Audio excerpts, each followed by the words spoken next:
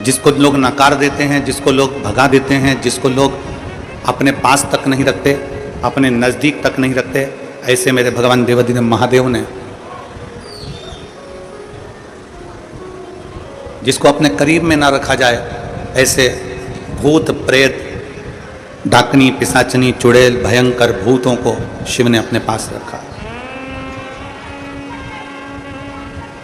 मेरे ओघड़ बाबा ने अपने नजदीक में रखा। कोई कहता है कि गुरुजी पितृ दोष लगता है, पितरों के स्वामी हैं आर्यमा, और आर्यमा भी जिसकी पूजन करते हैं वो देवाधिदेव महादेव है, वो भगवान शंकर है। पितृलोक में देखिए 3 क्रम है पितरों के, थोड़ा स्मरण करिएगा आप लोग। पहला है पितृ, जो पूर्ण तरह से तृप्त होकर अपनी पूरी उम्र लेकर 4 महीने का बच्चा हो गया, 5 महीने का बच्चा हो गया, और 4 महीने का बच्चा गर्भ में ही शांत हो गया, अवर्षण हो गया, शांत हो गया। गर्भ में जो बच्चा मर जाए या गर्भ से निकलने के बाद कुंवारी अवस्था में जो मर जाए, अगर 14 साल 15 साल 16 साल 17 साल 18 साल 19 साल 20 साल भी हो गया, मान लो उसका विवाह नहीं हुआ, उसकी शादी नहीं हुई और वो कुंवारी अवस्था में मर गया, तो वह आहूत की गिनती में आ गया। एक हो गए पितृ, जो पूर्ण तृप्त होकर चले गए, पूर्ण तृप्त होकर, एक पितृ है।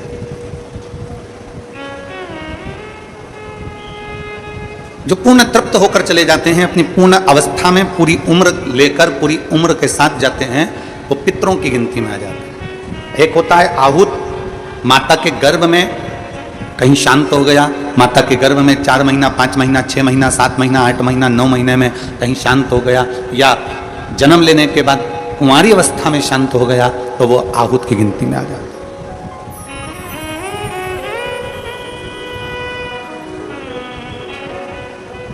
एक पितृ और आहूत दोनों के मध्य के अंतर्गत अकाल मृत्यु में,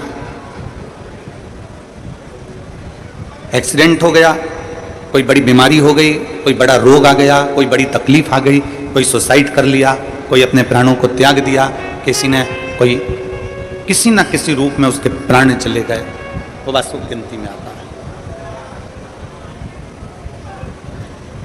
अकाल मृत्यु जो मध्य के अंतर्गत है। शिव महापुराण की कथा कहती है, भगवान शंकर की जो शिव पिंडी है, भगवान शंकर का जो शिवलिंग है, भगवान शंकर का जो शिवलिंग का स्मरण है, आप लोग जरा देखेंगे आस्था चैनल के माध्यम से, फेसबुक यूट्यूब के माध्यम से, एलईडी के माध्यम से आप लोग उसको समझेंगे। ये शंकर भगवान का शिवलिंग है। जितने लोग एलईडी पर देख रहे हैं वो एलईडी पर, जितने लोग आस्था चैनल पर देख रहे हैं वो आस्था पर, जितने लोग फेसबुक यूट्यूब पर देख रहे हैं फेसबुक यूट्यूब पर। मान लो ये शंकर भगवान का शिवलिंग है, ये जलाधारी है, ये जलाधारी का भाग जहां से जल अपन यहां चढ़ाते हैं तो यहां से नीचे की ओर चला जाता है। शिव महापुराण की कथा कहती है, जब कोई तुमसे कह दे कि तुम्हारे घर में पितृ दोष है, जब कोई तुमसे कह दे कि तुम्हारे घर में आहूत दोष है, कोई तुमसे कह दे तुम्हारे घर में काल सर्प दोष है, जब कोई तुमसे कह दे कि तुम्हारे घर में वास्तु दोष है, कोई तुमसे कह दे कि तुम्हारे घर में ये दोष है, उस समय पर भगवान शंकर के ऊपर जब जल समर्पित करो तो ये शिवलिंग का जो मध्य बिंदु होता है, इस उंगली को त्याग कर 3 उंगलियों का स्पर्श करते हुए भगवान शंकर को अपना गोत्र का स्मरण कर दीजिए। कैसा भी दोष घर में लगा होगा वो दोष समाप्त होगा ही, वो दोष मिटेगा ही। पितृदोष हो, सर्प दोष हो, कैसा भी दोष हो, शंकर भगवान के शिवलिंग का मात्र स्पर्श कर लेने पर, जल का पात्र चढ़ाया स्पर्श कर लिया, जल का लोटा चढ़ाया स्पर्श कर लिया, मात्र शिवलिंग का स्पर्श मात्र से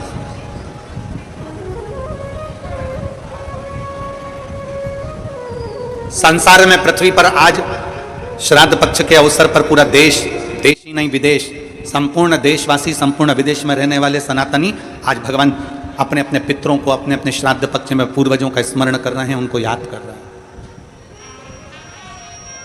पितरों को याद किया जा रहा है, पितरों का स्मरण किया जा रहा है, पितरों को पूछा जा रहा है। और पितर आर्यमा स्वामी को भज रहे हैं। आर्यमा स्वामी भगवान देवादिदेव महादेव को भज रहे हैं, भगवान शंकर। शिव महापुराण की कथा कहती है, आप जब एक लोटा जल भगवान शंकर को समर्पित करते हो, जब आप एक लोटा जल भगवान शिव को समर्पित करते हो, उस समय भगवान शंकर को जल चढ़ाते समय आपके पूर्वज, आपके पितर, आपके आहूत, आपके वासुक, जो भी आपके हैं, वो सब आकर अपना अपना भाग, जल भाग प्राप्त कर लेते हैं, अपना अपना भाग ले लेते हैं।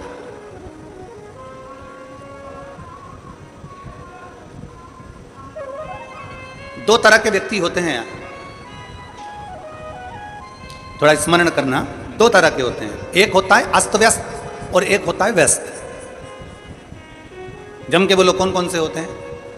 हाँ, जम के बोलो, आपकी आवाज हमारे तक आना चाहिए। एक होता है अस्त व्यस्त और दूसरा होता है व्यस्त।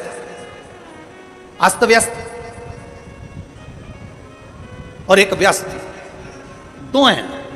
अस्त व्यस्त का मतलब यह है कि वो उसका रूटीन, उसका समय, उसका क्रम ठीक नहीं है।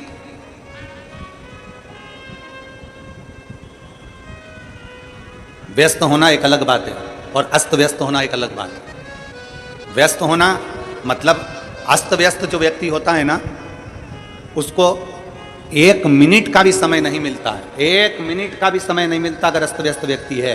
एक व्यस्त अगर व्यक्ति है ना, कोई कहता है कि व्यस्त है ना, तो वो अपनी व्यस्त जिंदगी में थोड़ा समय निकाल लेगा, भजन भी कर लेगा, काम भी कर लेगा, पत्नी से, बच्चों से, कुटुंब से, कबीले से, नातों से, रिश्तों से, सबको साथ कर चलेगा, सबको लेकर चलेगा।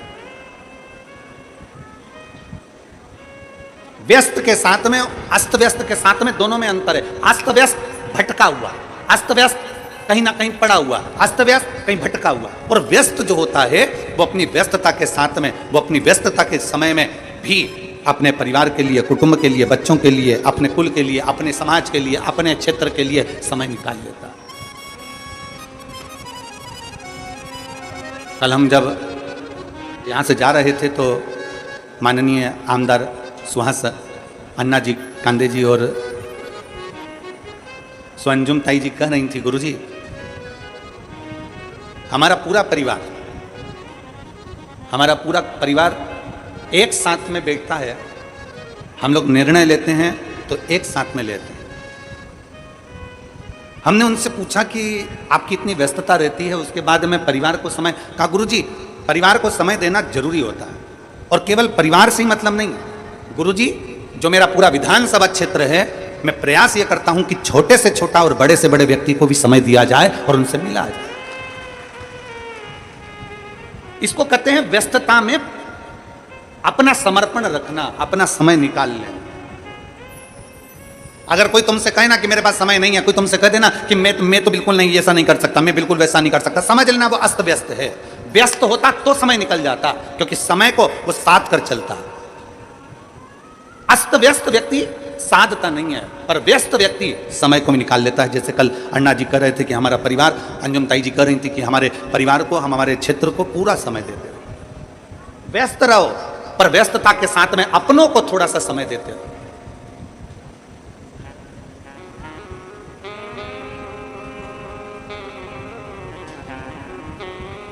हम आप सबसे कहेंगे व्यस्त रहो, मस्त रहो, पर अस्त और व्यस्त मत रहो। अस्त व्यस्त और व्यस्त में अंतर है। अस्त व्यस्त में व्यक्ति का समय की गणना नहीं ले पाता, ना जाने कब क्या करना है, क्या नहीं करना है, कैसे करना है, क्या करना है। एक व्यस्तता के साथ व्यक्ति रहता है तो उसको मालूम है कितनी बजे मुझे ये कार्य करना है, मुझे वहां पहुंचना है, मुझे ये कार्य करना है, मुझे वो भोजन करना है, मुझे अपने परिवार को, अपने बच्चों को, अपने कुटुंब को, अपने कबीले को समय देना।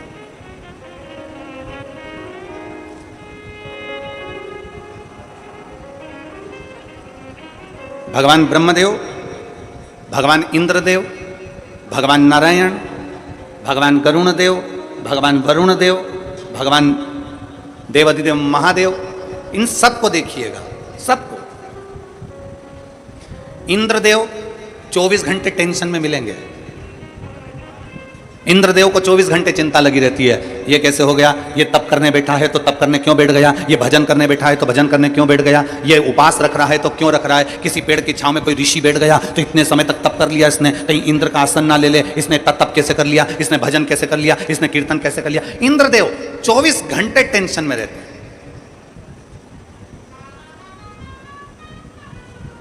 देवर्षि नारद 24 घंटे भ्रमण में रहते हैं। ब्रह्मा जी 24 घंटे सृष्टि के निराकरण में रहते हैं। भगवान नारायण हमेशा मार्गदर्शन में रहते हैं। केवल एक मेरा देव अधिदेव महादेव ऐसे हैं जो बैठते हैं कैलाश पर मृत्यु लोक में, अपने परिवार, अपने कुटुंब, अपने कबीले के साथ, अपने रिश्ते नातों के साथ रहते हैं, उसके बाद भी नेत्र बंद कर कर शांति के साथ अपनी जिंदगी को जीते हैं। ये प्रेरणा देते हैं। मेरे ओघड़दानी भगवान शंकर प्रेरणा देते हैं कि व्यस्तता के जीवन में थोड़ा सा समय परमात्मा के लिए निकालो, व्यस्तता के जीवन में थोड़ा सा समय भगवान के लिए निकालो, व्यस्तता के जीवन में थोड़ा सा समय भगवत भजन के लिए निकालो, व्यस्तता के जीवन में थोड़ा सा समय अपने खुद के लिए निकालो। आप स्वयं अपने ऊपर, हम फिर निवेदन करेंगे, तुम अठन्नी किसी को दान मत करो, तुम चवन्नी मत दो किसी को, तुम किसी को 5 रुपए 10 रुपए भी मत दो, तुमसे निवेदन है, तुम तो 1 रुपया भी किसी को मत दो, परंतु वो 1 रुपया अगर 10 रुपए आप दुकान पर बैठकर कमा रहे हो, 50 रुपए दुकान पर बैठकर कमा रहे हो, 100 रुपए अगर तुम कमाई कर रहे हो, तो निवेदन है उस 100 रुपए में से कम 50 रुपए अपने ऊपर तो खर्च करो, अच्छे से भोजन करो, अच्छे से वस्त्र पहनो, अच्छे से अपनी जिंदगी जियो, अच्छे से अपना जीवन का निर्वाह करो। पर आप कमाते तो हो, जोड़ा जोड़ा जोड़ा, आपने जोड़ा बच्चों के लिए, बच्चे जोड़े अपने बच्चों के लिए, और मालूम पड़े वो सुख की जिंदगी जो थी तुम्हारी, वो पूरी जिंदगी दुख में ही निकल गई। पूरा जीवन दुख में निकल गया, पूरा जीवन। और हुआ क्या आखिरी में? आखिरी में हुआ क्या? जिन जिन के घर में अपने पिता के, माता के, दादा के, दादी के, काका के, काकी के, ताऊ के, ताई के, जिनके घर में पूर्वजों के फोटो लगे हुए हैं, उनका फोटो देखकर विचार करना कि इन्होंने पूरा जीवन कमाया, जोड़ा, जमीन, घर, मकान, जायदाद, कपड़े, वस्त्र, आभूषण सब जोड़ा, और आखिरी में सारा की सारा छोड़कर एक क्षण में चले गए, एक क्षण में चले गए।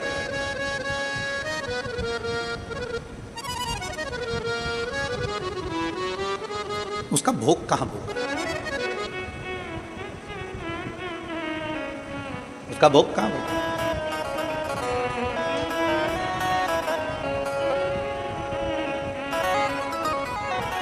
एक बात आपसे पूछें, मेरे नांदगांव के सभी लोग बड़े प्रेम से, आप लोग जितने श्रोता भाई बहन बैठे हो, बताइएगा,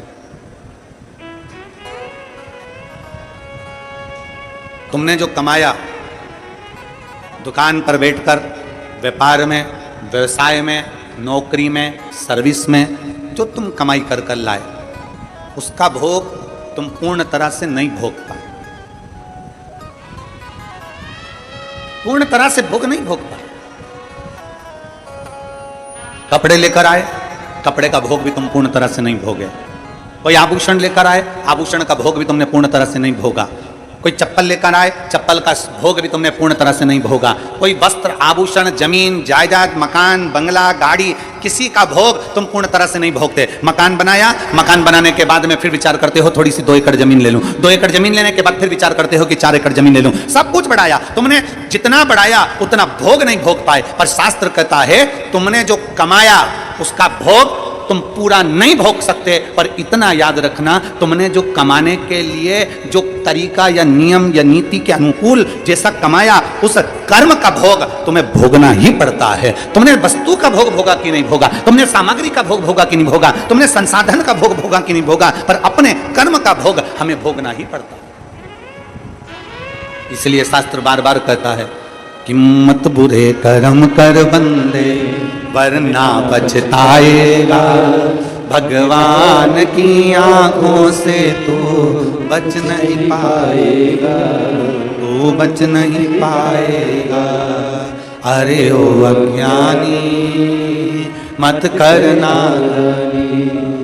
तेरे कर्म का फल भी तू ही पाएगा, जैसा किया तूने तेरे आगे आएगा।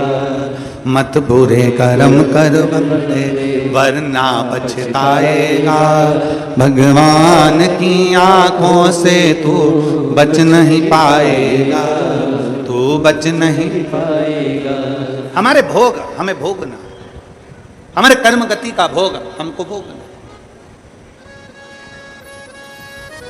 क्या कर रहे हो, कैसे कर रहे हो, क्या क्रम धारण कर रहे हो, क्या नियम धारण कर रहे हो, यह आपके ऊपर निर्भर करता है, आपके ऊपर। अभी तुम देखना, हम कहेंगे ना तो कई लोगों को हमारी बात की थोड़ी काली मिर्ची जरा ज्यादा लग जाती है। अभी आप देखना, नवरात्रे आ रहे हैं, नवरात्रे प्रारंभ होने वाले हैं।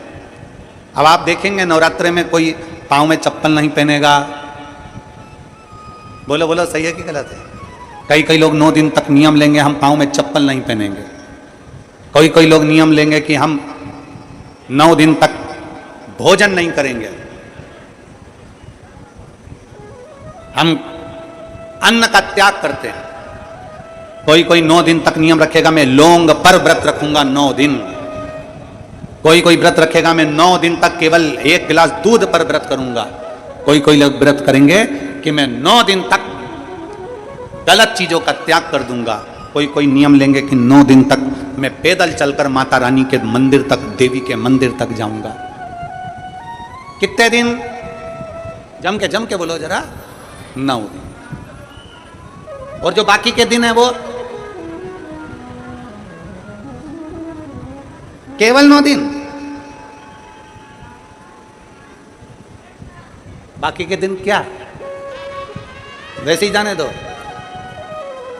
शिव महापुराण की कथा कहती है, ये 9 दिन तुम चप्पल पहनो मत पहनो, 9 दिन तुम माता के दरवाजे जाओ मत जाओ, 9 दिन तुम उपास रखो ना रखो, 9 दिन तुम अन्न त्यागो ना त्यागो। और शिव महापुराण की कथा कहती है, मां आद्य शक्ति के चरित्र का वर्णन करते हुए कहती है कि 9 दिन तुम्हारे प्रत्येक दिन तुम एक संकल्प ऐसा लो कि मैं अपने सामने, अपने क्षेत्र में, अपने मोहल्ले में, अपनी कॉलोनी में, अपनी सोसाइटी में किसी छोटी बच्ची के साथ कभी कोई गलत कृत्य नहीं होने दूंगा। 9 दिन में दूसरा नियम लो, हमारे मोहल्ले में, हमारे क्षेत्र में, हमारी कॉलोनी में, हमारी सोसाइटी में मैं कभी अपनी सोसाइटी में, अपनी कॉलोनी में, अपने क्षेत्र में कोई गलत व्यसन नहीं होने दूंगा। तीसरे दिन फिर नियम लो, मैं अपने क्षेत्र की बेटियों के प्रति, अपने क्षेत्र की बेटियों को, अपने क्षेत्र की छोटी छोटी बेटियों को, बेटियों के लिए मैं स्वयं आगे बढ़कर उनको शस्त्र की, तलवार की, शस्त्र की विद्या प्रदान करूंगा। चौथे दिन नियम लो, मैं माता रानी के चौथे दिन नियम लेता हूं कि मैं अपनी नवरात्रि में, इस नवरात्रि में चौथे दिन का नियम धारण करता हूं कि मैं अपने क्षेत्र की बेटियों को शास्त्र की विद्या दूंगा, गीता की विद्या दूंगा, रामायण की विद्या दूंगा। 5वें दिन का नियम लो, मैं 5वें दिन का नियम लेता हूं कि मेरे क्षेत्र की बहन बेटियों के लिए मैं 5वें दिन का नियम लेता हूं कि मेरे क्षेत्र की बहन बेटियां अगर आधी रात को भी कहीं जा रही हैं, हॉस्पिटल जा रही हैं, कहीं किसी कार्य से जा रही हैं, रिश्तेदार के यहां जा रही हैं, मेरे क्षेत्र में उनको भय उत्पन्न नहीं होगा, मेरा बल इतना प्रबल रहेगा। 7वें दिन नवरात्रि में नियम ले लो कि मेरे अपने क्षेत्र में जितने छोटे बच्चे हैं, जितनी छोटी बेटियां हैं, जितने छोटे बच्चे हैं, इन छोटे बच्चों को मैं संस्कारों से जोड़ूंगा। 8वें दिन का नियम ले लो कि मेरे क्षेत्र की बहन बेटियों को, मेरे क्षेत्र की बेटियों को अगर जीवन में थोड़ा सा भी दुख आएगा तो उनके लिए ये भाई जैसे बेटा जैसा खड़ा की खड़ा ही रहेगा। 9वें दिन का नियम ले लो कि मेरे क्षेत्र की बहन बेटियों को कोई आंख उठा कर ना देखे, ये 9वें दिन का नियम है। चप्पल छोड़ने से नियम नहीं होता, अन्न छोड़ देने से नियम नहीं होता, वस्त्र छोड़ देने से नियम नहीं होता, आभूषण छोड़ देने से नियम नहीं होता। अपने भीतर माता रानी के 9 दिन तक 9 संकल्प अपने भीतर धारण करो। जब 9 संकल्प हमारे भीतर धारण होंगे तो हमारा नवरात्रा 1 दिन का नहीं, हमारा नवरात्रा पूरे साल का होगा। केवल 9 दिन के लिए मैं चप्पल छोड़ दूंगा, केवल 9 दिन के लिए मैं अन्न छोड़ दूंगा, केवल 9 दिन के लिए मैं 1 गिलास दूध पर नवरात्र करूंगा, मैं 9 दिन तक लौंग खाकर व्रत करूंगा। 9 दिन तुम्हारे भीतर संकल्प होना चाहिए। मेरे क्षेत्र की कोई महिला के गर्भ में अगर कन्या जन्म ले रही है तो भ्रूण हत्या नहीं होने दूंगा, उस कन्या का जन्म होना चाहिए।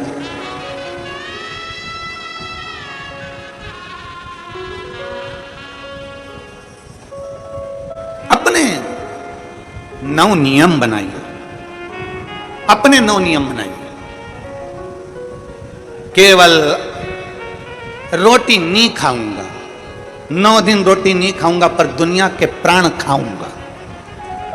9 दिन में 1 गिलास दूध लेकर व्रत करूंगा, और जैसे ही दशहरा आएगा दूसरे दिन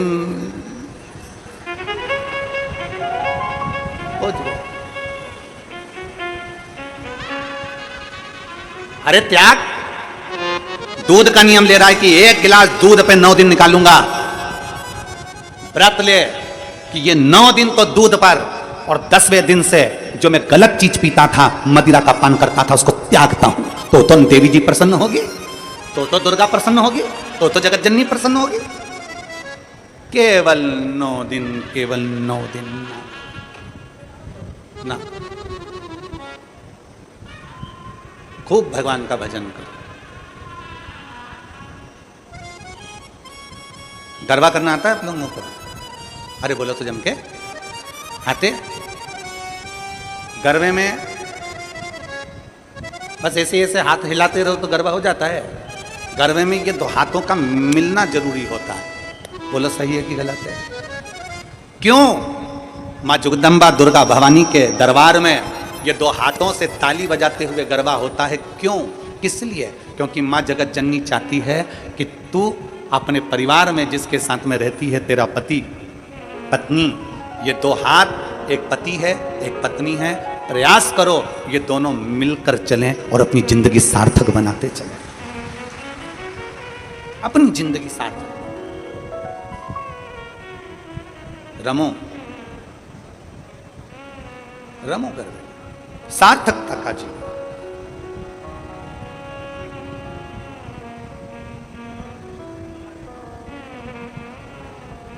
सार्थकता का जीवन।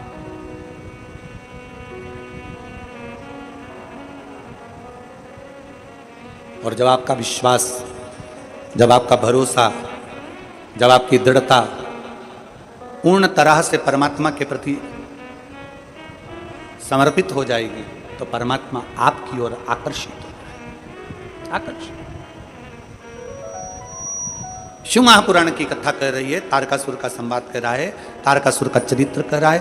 तारकासुर के चरित्र में वर्णन आता है, तारकासुर का चरित्र कहता है कि तारकासुर जन्म लेने के बाद भले असुर था, असुर प्रवृत्ति का था, पर तारकासुर असुर प्रवृत्ति का होने के बाद भी शंकर की भक्ति में, क्योंकि शिव का कोई द्रोही है ही नहीं।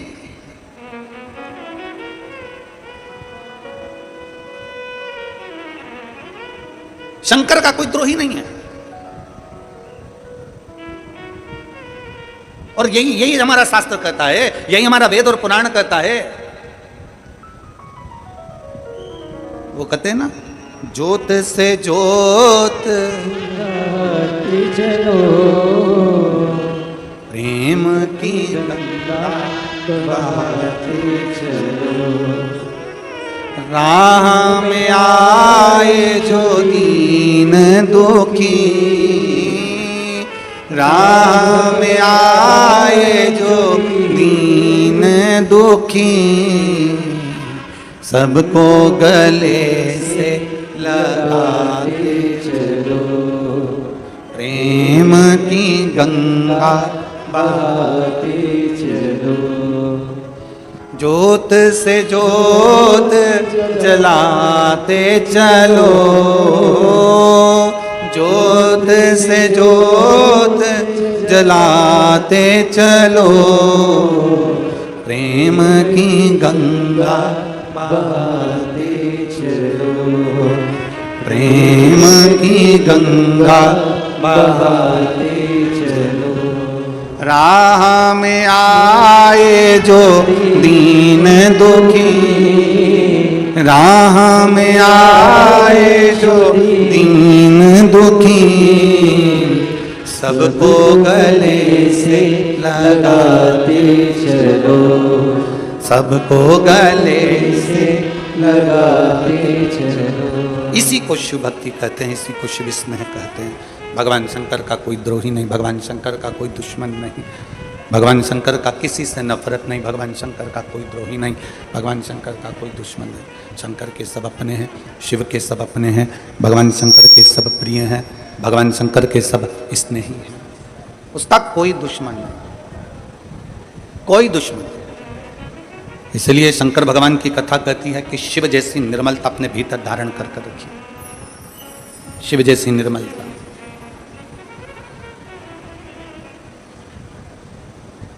हम ब्राह्मण क्षत्रिय वैश्य शूद्र में बांटे जा रहे हैं।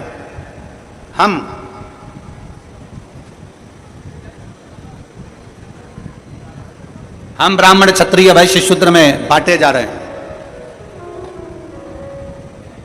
केवल मंदिर में जाओगे तो बट गए, देवालय जा रहे हो तो बट रहे हो, धर्म में जा रहे हो तो बट रहे हो, परंतु केवल एक स्थान ऐसा है जहां ब्राह्मण क्षत्रिय वैश्य शूद्र कोई नहीं बटता। केवल एक स्थान ऐसा है जहां ब्राह्मण क्षत्रिय वैश्य शूद्र कोई नहीं बटता, वो है होटल। केवल एक होटल ऐसी है जहां पर चाय पीकर ब्राह्मण भी गया, क्षत्रिय भी गया, वैश्य भी गया, शूद्र भी गया, वही गिलास धुला फिर आ गया, धुला फिर आ गया। गिलास को नहीं मालूम कि यह ब्राह्मण है कि क्षत्रिय है कि वैश्य है कि शूद्र है। गिलास का काम है तपन को झेलना और दूसरे का पेट भरना। उसी तरह परमात्मा ने जब पैदा करा तो ब्राह्मण क्षत्रिय वैश्य शूद्र बनाकर पैदा नहीं करा। मनु और शत्रुपा जन्मे थे तो उन्होंने ये नहीं लिखा था कि मैं ब्राह्मण हूं कि क्षत्रिय हूं कि वैश्य हूं कि शूद्र हूं। भगवान पृथ्वी पर जब मनु और शत्रुपा ब्रह्मा जी की जंघा से प्रकट हुए, आधा स्वरूप में से एक जंघा से मनु, एक जंघा से शत्रुपा जब प्रकट हुई, प्रथम पुरुष प्रथम स्त्री इस संसार सागर में जब जन्मे तो उन्होंने ये नहीं लिखा कि मैं ब्राह्मण हूं कि क्षत्रिय हूं कि वैश्य हूं कि शूद्र हूं। उन्होंने तो ये देखा कि मैं संसार में जन्म लेने वाला मनुष्य सनातनी हूं, मैं मानव हूं और मानवता का फर्ज अदा करूं। मैं मानव हूं और मानवता का फर्ज अदा करूं। मानवता का फर्ज है हम किसी को कष्ट ना, मानवता का फर्ज है पृथ्वी पर आने के बाद हम भगवत भजन को धारण करें। प्रेशर नहीं आ रहा है तुम्हारे सामने, भगवान का भक्ति करें, भगवान का भजन करें, भगवत स्मरण करें, ये मानवता का।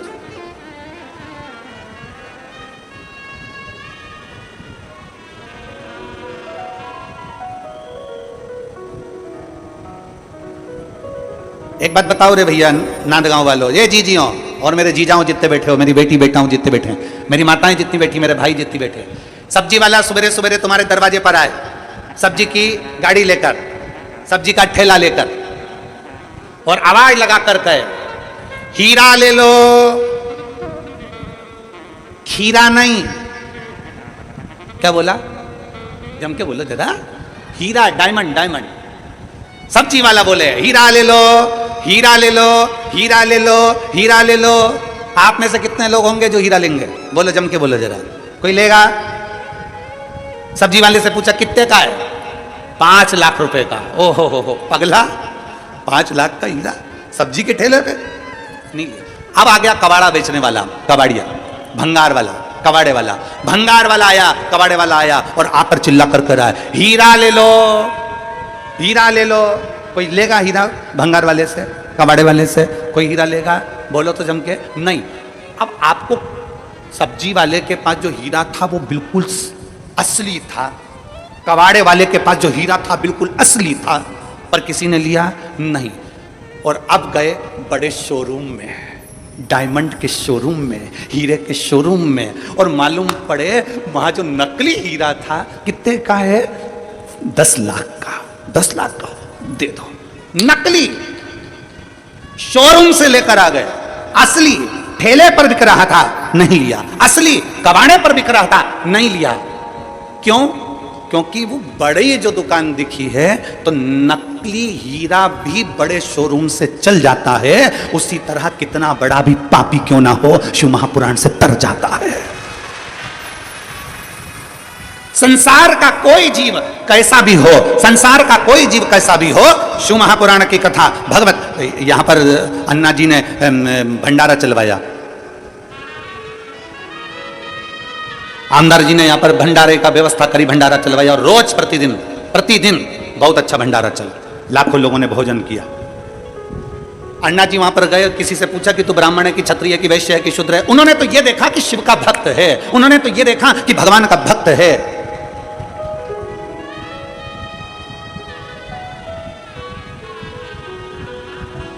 मैं माननीय आमदार सुहास अन्ना जी को, अंजुम ताई जी को एक चीज़ के लिए धन्यवाद दूंगा। आपकी एक वीडियो हमारे सीहोर में पहुंची, उस वीडियो में आज तक हमने किसी यजमान को इन भक्तों से ये बोलते हुए नहीं सुना कि आप लोगों ने भोजन किया कि नहीं किया, पर आप दोनों ने खड़े रहकर इनसे पूछा, उसके लिए साधुता देता हूं। बहुत बहुत बधाई आपको, साधुता इसके लिए। आपने पूछा कि आप लोगों ने भोजन किया कि नहीं किया, आप लोगों ने भोजन करा कि नहीं करा, आप लोग भोजन करे कि नहीं करे। एक परिवार जैसा प्रेम, एक परिवार जैसा आनंद प्राप्त।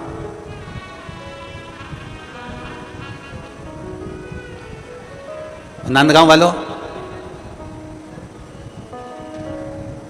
आने वाले समय में फिर कथा सुनना है कि नहीं सुनना है? जम के तो बोलो जरा, दोनों हाथ उठाकर जरा बोल दो एक बार, सुनना है सबको? तो इनको मत छोड़ना।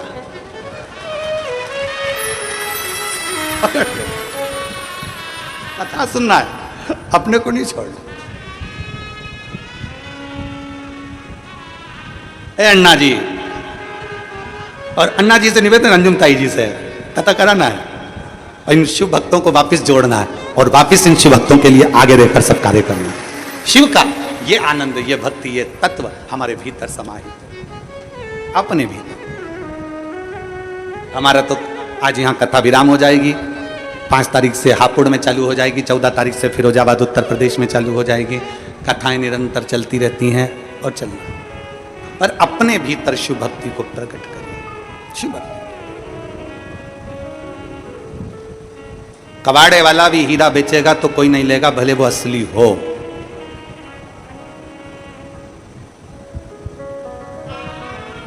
सब्जी वाला भी हीरा बेचेगा तो कोई नहीं लेगा, भले वो हीरा असली हो। शोरूम पर अगर हीरा पहुंचा है तो उस हीरे की भी कीमत है, भले नकली। शिव महापुराण में अगर कोई पहुंचा है, शिव महापुराण की कथा जिसके घर में चल रही है, जिसके टीवियों पर चल रही है, जिसके फेसबुक यूट्यूब पर चल रही है, जिसके मोबाइलों में चल रही है, घर में भले 5 मिनट शिव महापुराण की कथा चले, पर प्रतिदिन अपने मोबाइल को चालू कर 5 मिनट शिव पुराण चालू कर छोड़ दिया करो।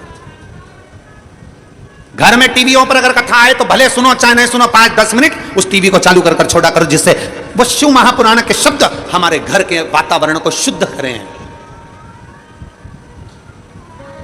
हमारे घर के वातावरण को शुद्ध करें।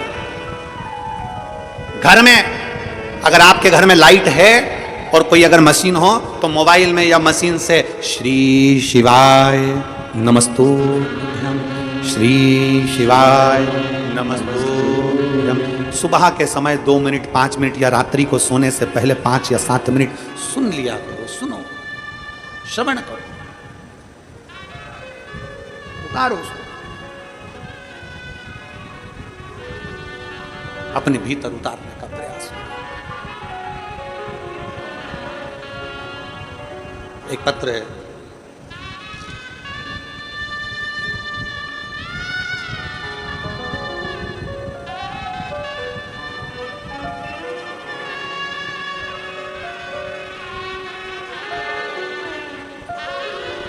मेरा नाम दत्तात्रेय चौहान है,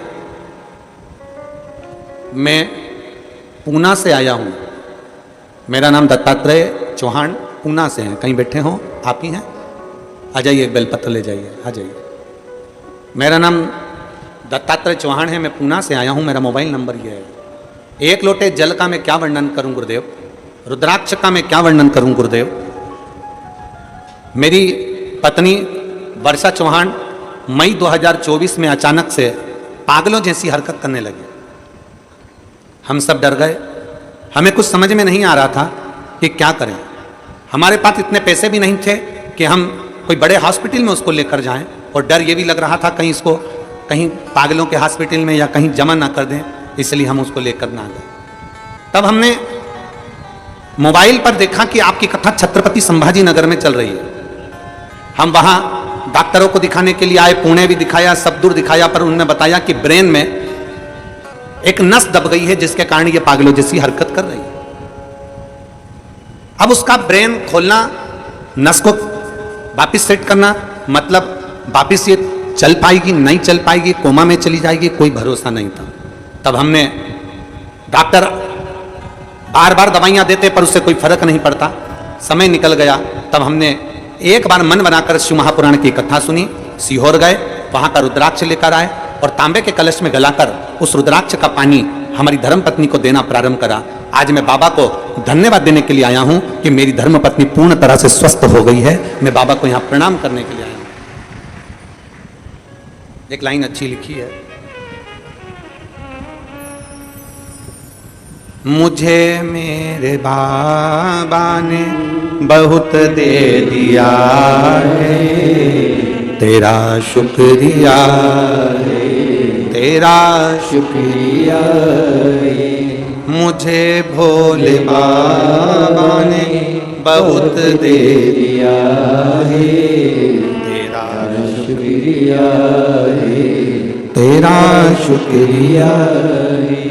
ये जायदाद दी है, औलाद दी है, मुसीबत में हर वक्त इमदाद दी है, तेरा ही दिया मैंने खाया पिया है, तेरा शुक्रिया है, तेरा शुक्रिया है। मुझे भोले बाबा ने बहुत दे दिया है, तेरा शुक्रिया है, तेरा शुक्रिया है।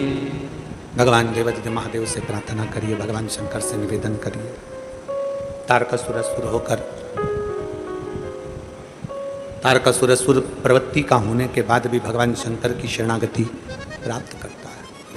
उसके मन में गलत भाव नहीं, उसके मन में गलत विचार नहीं, उसके मन में शिव के प्रति गलत सोच नहीं, गलत दृष्टि नहीं। अजय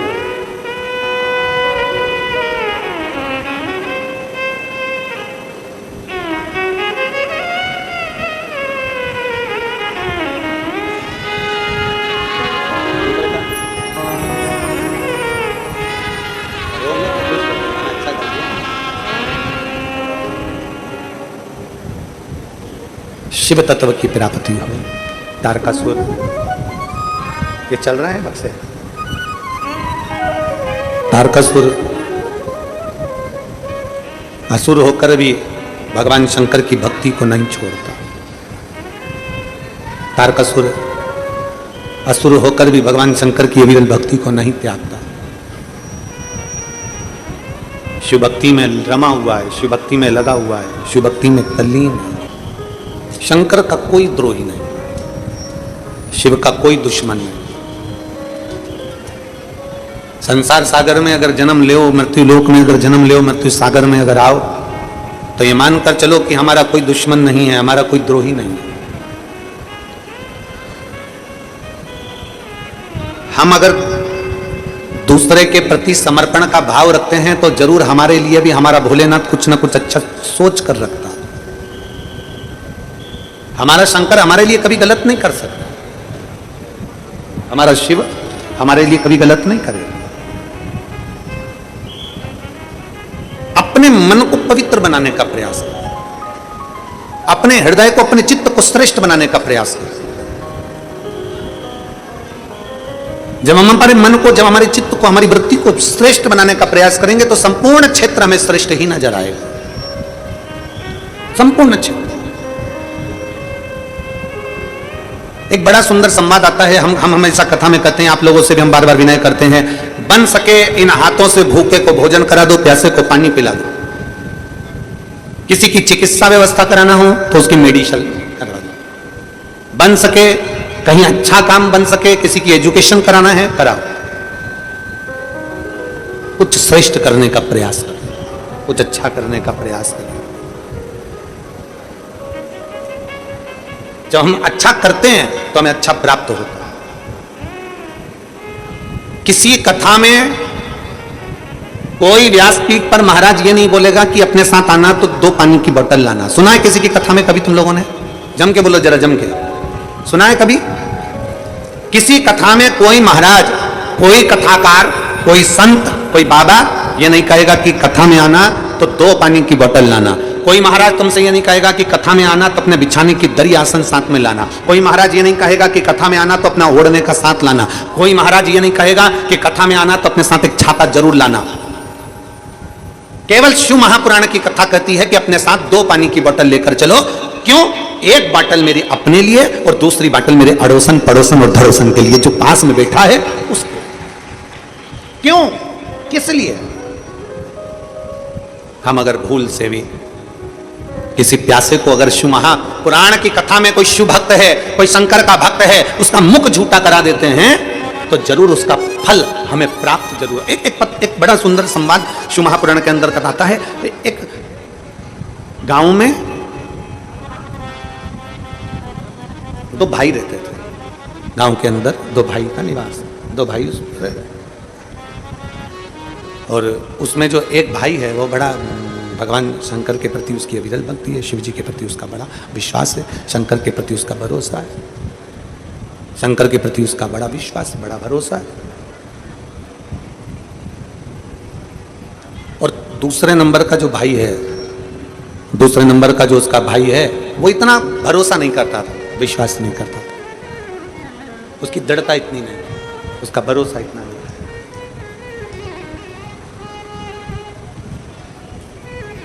दोनों भाई खेती करते और गन्ने की फसल लेते।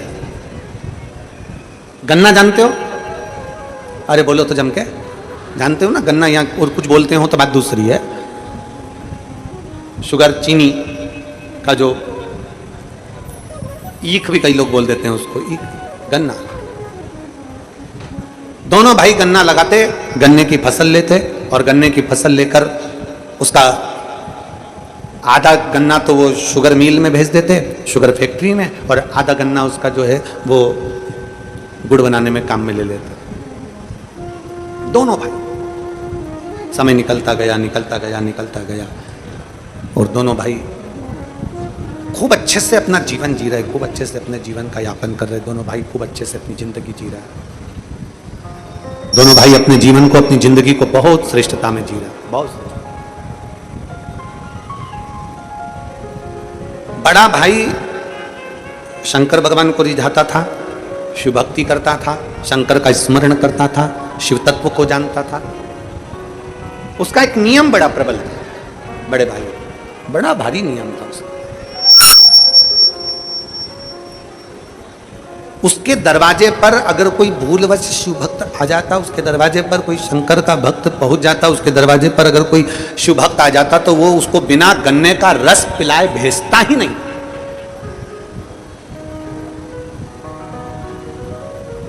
गन्ने का रस पिलाएगा, गुड़ बना होगा तो गुड़ की ढेली उसको खिलाएगा, गुड़ खिलाएगा तो खिलाएगा, साथ में गुड़ उसके साथ में बांध कर कपड़े में भी दे देगा कि तुम्हारे साथ ले जा। 2 डली, 3 डली, 4 डली गुड़ की उसने बांधी और दे दिया, ये गुड़ की डली है, लेकर चले जाए, गुड़ इसको बांध कर दे दिया उसको और ले जा। गुड़ की डली बांध कर उसको दे दिया, ये ले जा। कोई शंकर का भक्त, अब जितने भी शिव भक्त थे ना, जितने शंकर जी के भक्त थे, जितने भगवान देवादिदेव महादेव के भक्त थे, वो सारे के सारे भगवान शंकर के जितने भक्त, वो जब भी निकलते तो उनके यहाँ रुकते। भैया कैसे हो भाऊ, कैसे हो? बढ़िया, आओ सब बैठो, गन्ने का रस पियो। गन्ने का रस पिलाया, गुड़ खिलाया, गुड़ खिला के गुड़ की डली वो भी बांध कर दे दी। अब छोटा भाई देखता तो बहुत कुड़ता, छोटे भाई को बड़ा बुरा लगता। छोटे भाई को लगता बताओ गजब का मेरा भाई है, मेहनत हम दोनों कर रहे हैं, काम हम दोनों कर रहे हैं, फसल हम दोनों ले रहे हैं, सारा पानी हम दोनों फेर रहे हैं, दवाई हम दे रहे हैं, गुड़ हम बना रहे हैं, मेहनत हम कर रहे हैं, और ये आते हैं थोड़े बहुत लोग और खा पी के चले जाते हैं। गुस्से में लाल हो गया भाई। छोटे वाले को तो बड़ा तन्नफन हो गया, छोटे वाले को तो रहा नहीं गया, छोटे वाले से रहा नहीं जाता, छोटे वाला तन्नफन करता। उसके मन में आया कि ये सब भैया कब तक खिलाते रहेंगे, भैया कब तक देते रहेंगे। बड़ा भाई छोटा भाई फसल लेता, इतनी अच्छी फसल आती, इतना गुड़ बनता, इतनी शक्कर इतनी चीनी बनती, खूब आराम से अपनी जिंदगी जीते खूब। एक दिन छोटे भाई को लगा कि मेरा शंकर जी का भगत भैया ये शंकर जी के मंदिर में जाए तो शंकर जी के मंदिर में गुड़ चढ़ा करा जाए, ये शंकर जी के मंदिर जाए तो गन्ने का रस चढ़ा करा जाए, ये शंकर जी के भगत होना है तो खूब खिलाए पिलाए। अब एक काम करता हूं, अब की बार फसल लेंगे, तैयारी पूरी कर लेंगे, फसल आएगी तो मैं मेरे भैया को तीर्थ भेज दूंगा। फसल का जब आने का समय होता है ना, तभी ये शंकर के भगत होना जाते हैं। कितना सारा गुड़ दे देना पड़ता है, कितना सारा गन्ने का रस दे देना पड़ता है। अब की बार भैया को तीर्थ भेज दूंगा। अब वापिस फसल आई, छोटे भाई ने देखा पूरी फसल आ गई, दोनों भाइयों ने मिलकर लगा ली, फसल आने का समय आ गया, गुड़ बनाने का समय आ गया, गन्ना काटने का समय आ गया, शुगर मिल में गन्ना भेजने का समय आ गया। तो छोटे भाई ने अपने बड़े भाई के पांव दबाते दबाते कहा, भैया मेरा मन है, आप अभी तक कोई तीर्थ नहीं गए हो, भैया आप तीर्थ चले जाओ। अब की बार फसल में काटूंगा, शुगर मिल में भेजूंगा, शुगर फैक्ट्री में मैं भेजूंगा, गुड़ में बनाऊंगा, आप चले जाओ, आप तीर्थ करिए। बड़े भाई ने कहा, नहीं फसल सामने आई हुई है तो मेरे को तो मेहनत करना पड़ेगी ना, अपन दोनों किसानी करते हैं दोनों को। नहीं नहीं भैया आप चले जाओ, मैं हूं ना, मेरे पे भरोसा नहीं किया।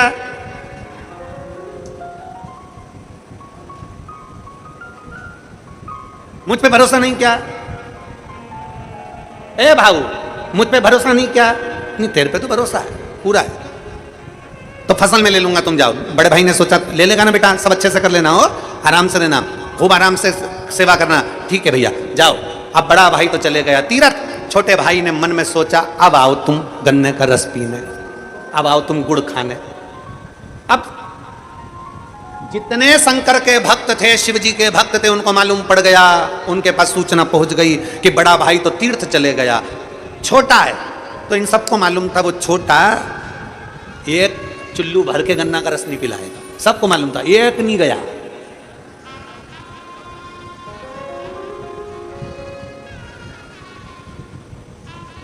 एक नहीं।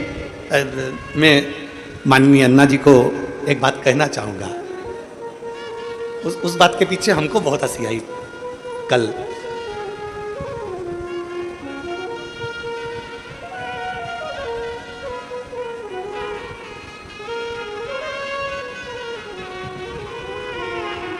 कल क्या हुआ, रात्रि को 2 दिन हमारा मिलने का रहता है और उसमें मिलने वाले बहुत सारे पहुंच गए। अब इतने सारों से मिलना तो बड़ा मुश्किल था। हंसी हमको बहुत आई रात को, बहुत। अन्ना जी बहुत, हम हंसे भी बहुत उस बात के लिए। तो जब हम, आप तो उस समय कमरे में थे अंदर भीतर वाले, जब हम इधर से निकलकर उधर भवन की ओर जा रहे थे तो एक पुलिसकर्मी ने, एक नवयुवक लड़का था, युवान यहीं नादगांव का, उसको पुलिस वाले ने पीछे करा। तो दूसरे कार्यकर्ता ने फिर उसको पीछे करा। तो पीछे से चिल्लाकर बोलता है, और शायद 2-3 जो पुलिस वाले खड़े थे उन्हें सुना भी होगा, हमने सुनकर हमको खूब हंसी, हम अंदर जाते जाते हम हंसे। पीछे से चिल्लाकर बोलता है, सुभाष अन्ना जी होते ना तो मेरा हाथ पकड़ के अंदर ले जाते। अब हमको हंसी आए, हमने कहा गजब, मतलब लोगों के मन में विश्वास है कि भैया ये अन्ना जी होते तो पकड़ कर ले जाते मेरे को अंदर, मिलवा देते, विश्वास। बस वही भरोसा होना चाहिए कि शिव महापुराण की कथा कहती है, आपके अंदर यह भरोसा होना चाहिए कि शिव मेरे साथ है। जैसे वो बालक ने कहा कि अन्ना जी होते तो मेरा हाथ पकड़ ले, मतलब शिव मेरे साथ है, शंकर मेरे साथ। अब पूरे नगर वालों को मालूम पड़ गया, पूरे क्षेत्रवासियों को मालूम पड़ गया कि बड़ा भाई तीर्थ करने गया है, छोटा भाई घर में कोई नहीं जाता, कोई गन्ने का रस पीने नहीं गया, कोई गुड़ खाने नहीं गया, कोई गुड़ लेने नहीं गया, कोई नहीं गया। अब भाई ने, उसने सोच के रखा था मैं किसी को भी गन्ने का रस नहीं दूंगा, मैंने मेहनत करी है, गुड़ नहीं दूंगा, मैं शुगर नहीं दूंगा, चीनी नहीं दूंगा। बस उसने अपना गुड़ बनाया, उसने अपना गन्ना शुगर फैक्ट्री में भेजा और फसल पूरी दे दुआ के सारा हिसाब लगाया। हिसाब लगाने पर मालूम पड़ा उसको कि हर साल जितनी फसल आती थी, हर साल जो पैसा आता था उससे केवल आधा पैसा अब की बार आया। अब की बार केवल आधा पैसा आया। बड़ा भाई आ गया तीर्थ से, छोटे भाई से पूछा क्यों, हिसाब कहाँ है? बड़े भाई ने हिसाब मांगा, छोटे भाई ने हिसाब दिया। बड़े भाई की आंख में आंसू आ गए। छोटे से कहा, छोटे मैं जब गया था फसल अच्छी थी, मैं गया था जब गन्ना अच्छा था, फिर ये इतना कम हिसाब कैसे आया? भैया शक्कर का भाव कम हो गया, चीनी का भाव कम हो गया, भैया गुड़ का भाव कम हो गया, इसलिए हमारे पास में कम पैसा आया, कम पैसा आया। बड़े भाई ने छोटे भाई से कहा, कोई बात नहीं, तू दुखी मत हो, तू दुखी मत हो। रो क्यों रहा है? किस लिए रो रहा है? छोटा भाई बड़े भाई के गले लगकर रोते हुए बोला, भैया मैं जानता नहीं था कि किसी का मुख झूठा कराने का फल क्या होता है। मैं जानता नहीं था कि किसी का मुख झूठा कराने का फल क्या होता है। मुझे नहीं मालूम था कि अपने गन्ने में से गन्ने का रस पिलाने का फल क्या है, अपने गुड़ में से गुड़ खिलाने का फल क्या है, अपनी चीनी में से चीनी खिलाने का फल क्या है, मैं जानता नहीं था। आपसे हमने पहले भी कथा में कहा, आज फिर कहते हैं, तुम्हारी दुकान अच्छी चल रही है, तुम्हारी नौकरी अच्छी चल रही है, तुम्हारा व्यापार अच्छा चल रहा है, तुम्हारा व्यवसाय अच्छा चल रहा है, तो एक काम करो, मकान बना लो। बहुत अच्छा दुकान व्यापार नौकरी चले तो पत्नी के जेवर बना दो। खूब अच्छा व्यापार दुकान नौकरी चले तो थोड़ी खेती की जमीन खरीद लो। खूब अच्छा व्यापार दुकान नौकरी चले तो थोड़ा बहुत मकान गाड़ी बंगला कर लो। शास्त्र कहता है चलते चलते में थोड़ा सा बना लोगे चल जाएगा। उसी तरह शिव महापुराण की कथा कहती है, तुम्हारी जिंदगी में जब तक तुम्हारे हाथ पैर चल रहे हैं तब तक कथा सुन लो, और जब तक तुम्हारी घर में चल रही है तब तक दोनों हाथों से दान कर लो। इसके बाद कर पाओ ना कर पाओ। चलती दुकान में से थोड़ा सा सामान निकाला, भूखे को भोजन करा दिया, प्यासे को पानी पिला दिया, भोजन करा दिया, अन्नदान कर दिया। हम आपसे कभी नहीं कहते कि तुम करोड़ों का अन्नदान करो। हम आपसे कहते हैं अगर घर से आ रहे हो तो कुछ रोटी, थेपला, पराठा, पूड़ी, बेसन, रोटी कुछ भी बना कर लिया और मुख झूठा कराओ इन शिव भक्तों का। उस छोटे भाई ने गले लगकर आंख में आंसू भर कर कहा, भैया तू शिव भक्तों के मुख झूठे करा देता था इसलिए फसल भी अच्छी आती थी, तू शिव भक्तों का मुख झूठा करा देता था इसलिए पैसा भी अच्छा आता था। हमने देखा है, हम अपनी व्यासपीठ से कहते हैं, एक इतनी छोटी सी डायरी ले लो और किसी को अगर 5 रुपए का पानी पिलाया है, शिव महापुराण के अंदर इन शिव भक्तों की सेवा करिए। अगर 5 रुपए का पानी पिलाया है तो एक डायरी पर तारीख के समेत लिख कर रखो। 3 महीने के बाद हमको बताना वो 5 रुपया तुम्हारा 5,000 के बराबर हुआ कि नहीं। मेरा ओघड़ बाबा, मेरा ओघड़ दानी, मेरा शंकर, मेरा त्रिकालदर्शी, मेरा कैलाशी, अविनाशी शिव जितना शिव महापुराण की कथा में लगा लेता है उससे लाख गुना मेरा कुबेर भंडारी वापिस चुका देता है, वापिस दे देता है।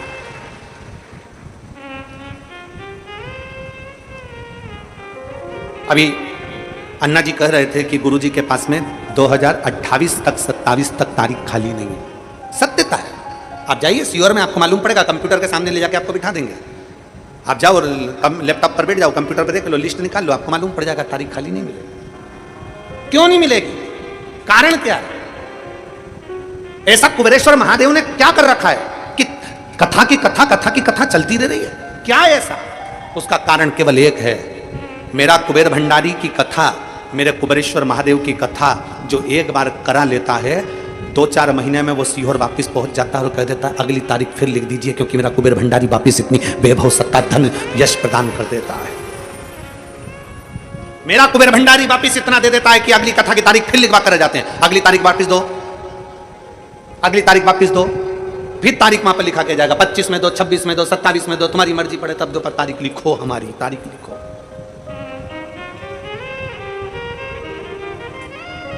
और आप में कई माताएं बैठी हैं, कई भाई बैठे हैं, कई जीजी, कई जीजा बैठे हैं जो एक कथा नहीं सुने हैं। आप में से कई लोगों ने 2 कथा, 3 कथा, 4 कथा, 5 कथा, 6 कथा सुन रखी है और आज भी कथा के पंडाल में बैठे हो। क्यों बैठे हो? तुम्हारे घर के लोग कहेंगे जब 1 बार सुन चुकी, 2 बार सुन चुकी, 3 बार सुन चुकी, तो क्यों बैठी कथा के पंडाल में? आप उससे कह सकते हो मैंने पंडाल का महत्व जाना है, मैं 1 बार कथा सुनकर आई थी, मेरे भोले बाबा ने मेरी झोली भर दी थी, फिर सुनने बैठ गई, कथा सुनने फिर बैठ गई हूं, मेरा शंभू क्या देगा, शंकर क्या देगा, ये वो जानता है, मैं जानती हूं वो शिव, वो शंकर, वो घड़ी, वो शंभू। किसी शिव भक्त का मुख झूठा कराने पर, किसी शंकर के भक्त को शिव महापुराण के अंतर्गत आने वाले शिव भक्त के लिए समर्पण का भाव रखने का फल क्या, उसका फल क्या?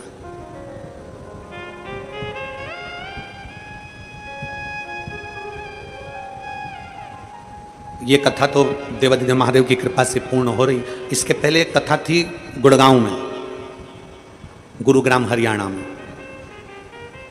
श्री वर्धन जी यादव जी ने वो कथा कराई थी और वो कथा 2 दिन के बाद में रोक दी गई थी।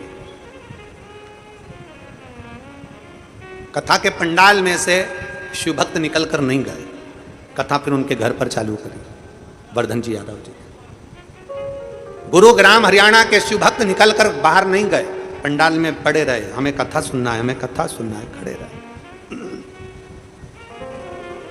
मैं गुरुग्राम हरियाणा के उस वर्धन यादव जी को धन्यवाद दूंगा कि उनको मालूम पड़ा उनकी माता जी को और उनको कि पंडाल में भक्त भक्त लोग हैं और वो सब वहीं हैं और उनके भोजन की व्यवस्था नहीं हो पाई, क्योंकि पंडाल में सब बंद करवा दिया गया था। तो तुरंत गोवर्धन यादव जी ने घर के बाहर टेंट लगवाकर भोजन बनवाया और बनवाने के बाद वो भोजन ले जाकर पंडाल में शिव भक्तों को खिलाया। मैं उनको भी साधुवाद देता हूं इस चीज के। समर्पण किसको कहते हैं? समर्पण, जैसे भी हमने कथा में कहा कि अन्ना जी और ताई दोनों मिलकर हाथ जोड़कर कहते हैं आपने भोजन किया, आपने भंडारा जीमा, आप प्रसाद पाए, इससे प्रसन्नता होती है, इससे हमारे जीवन की एक बलता मिलती है, एक आनंदता मिलता है कि यजमान स्वयं शंकर और पार्वती का रूप होते हैं। ये हमने कई बार शिव महापुराण में कथा में कहा है कि शिव शंकर का एक रूप है, हमारे यजमान शंकर का एक रूप। हम हमेशा शिव महापुराण की कथा में कहते हैं ईश्वर जी और गोरा जी का स्वरूप है। यजमान जो बैठता है, पति पत्नी जो बैठते हैं कथा सुनने, वो शिव और पार्वती के रूप में बैठते हैं। इसीलिए हम कथा में बार बार कहते हैं, शिव महापुराण की कथा में जब भी पति पत्नी यजमान के रूप में बैठे ना, खूब सज धज के बैठो, खूब जोरदार, खूब बंठन के बैठो। बच्चों की शादी में जितने सुंदर श्रृंगार करके बैठते उतना दुगना श्रृंगार शंकर की कथा में बैठकर करना चाहिए। ईश्वर जी गोरा जी बने, मेरे शंकर भगवान जब शादी करने गए थे तो सुंदर श्रृंगार नहीं किया था। मेरे शंकर भगवान सजे नहीं थे, विवाह करने गए थे जब। पर मेरे शंकर भगवान जब कथा सुनने के लिए, शिव पुराण की कथा सुनने, तुमरुका जी के मुख से चंचुला देवी के पति बिंदु के लिए जब कथा सुनने के लिए गए थे, तब मेरे शंकर भगवान ने श्रृंगार करा था। माता पार्वती ने 16 श्रृंगार करा था और दोनों सज धज कर कथा के पंडाल में पहुंचे थे। भगवान का वो स्वरूप आज भी पूरे भारत में पूजाता है, ईश्वर जी और गोरा जी के रूप में। आज भी लोग पूछते हैं गणा और गोर के रूप में, गणगोर के रूप में।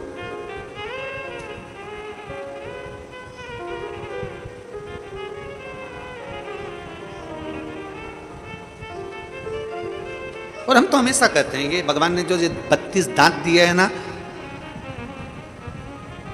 ये जो दांत दिए हैं भगवान ने, भगवान भी कहता है हंस लो खिलखिला के, नहीं तो बुढ़ापे में निकलेंगे हिल हिला के। अभी भी मौका है, कुछ नहीं बिगड़ा। मुस्कुराहट में जो कुछ है वो दुनिया में कहीं नहीं है। जो आपकी प्रसन्नता, अपनी प्रसन्नता में, आनंदता में।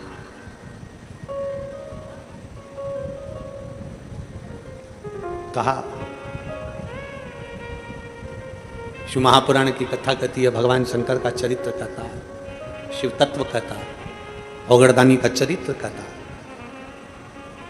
मुख झूठा करा देने पर भी फल की प्राप्ति है। शिव महापुराण का रिश्ता बड़ा सबसे प्रबल रिश्ता है शंकर का। शिव महापुराण का रिश्ता के बराबर कोई रिश्ता नहीं है। घर में तो आपको मालूम है कि ये मेरा भाई है, घर में आपको मालूम है कि ये मेरी बहन है, घर में आपको मालूम है ये मेरे नातेदार, ये मेरे रिश्तेदार हैं। शिव महापुराण की कथा में यहाँ जितने पंडाल में बैठे हो, तुम्हारे आसपास में जो माताएं बैठी है, तुमको नहीं मालूम कि ये तुम्हारी बहन है, कि तुम्हारी काकी है, कि तुम्हारे रिश्तेदार हैं, कि तुम्हारे नातेदार हैं। पर 7 दिन कथा में उसके पास बैठ बैठ कर ऐसा रिश्ता बन जाता है कि घर के रिश्ते पीछे रह जाते हैं और शिव पुराण का रिश्ता अलग चल जाता है।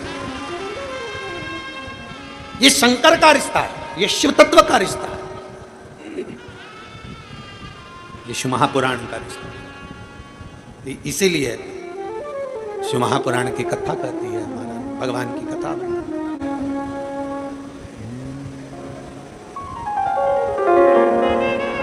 तेरे डमरू की धुन सुन के मैं काशी नगरी आई हूँ। तेरे डमरू की धुन सुन के मैं काशी नगरी आई हूँ। तेरे डमरू की धुन सुन के मैं काशी नगरी आई हूँ। तेरे डमरू सब गाइए। आज कथा का विराम दिवस है, बड़े प्रेम से। मैं काशी नगरी आई हूँ, मैं काशी नगरी आई हूँ।